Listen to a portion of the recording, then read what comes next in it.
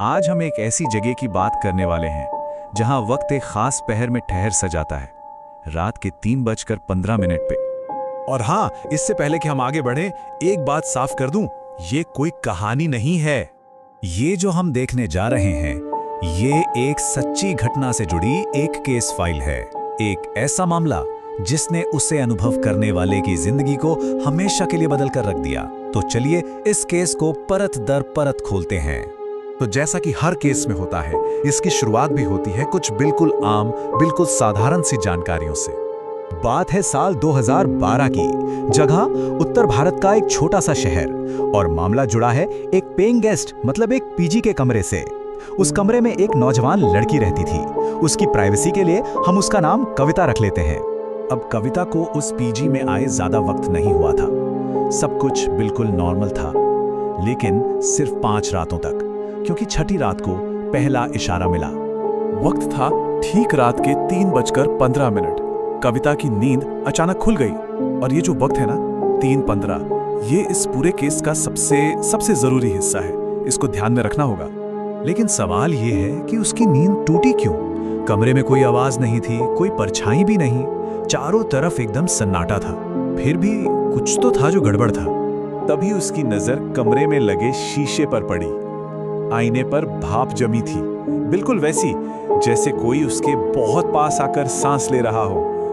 पर सबसे अजीब और डरावनी बात यह थी कि उस वक्त तो कविता ने खुद अपनी सांस रोकी हुई थी।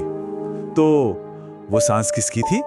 यहां तक तो ये सिर्फ एक एहसास था, लेकिन इसके बाद जो हुआ उसने इसे एक सबूत में बदल दिया। क्योंकि कविता ने हिम्मत करके जो वो देख रही थी उसे रिकॉर्ड करने का फैसला किया। उसने एक छोटा सा टेस्ट किया।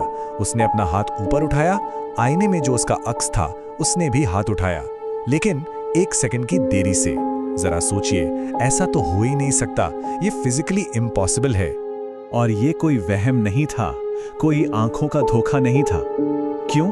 क्योंकि ये सब कुछ उसके मोबाइल के वीडियो में साफ साफ रिकॉर्ड हो रहा था। लेकिन असली खौफ तो तब शुरू हुआ जब उसने वो वीडियो दोबारा देखा।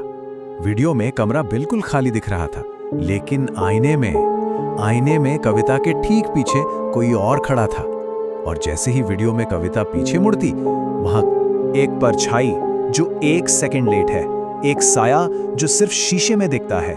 ये सबूत साफ इशारा कर रहे थे कि उस कमरे में कुछ तो था।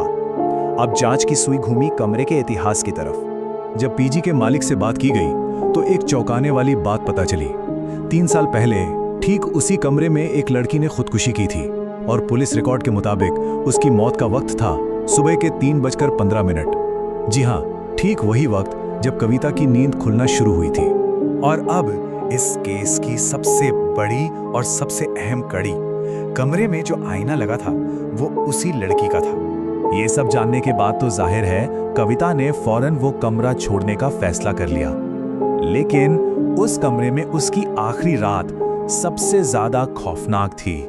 रात के ठीक 3:30 बजे आईने से एक बहुत साफ फुसफुसाहट सुनाई दी। आवाज कह रही थी, तुम जा सकती हो, पर मैं यहीं रहूंगी।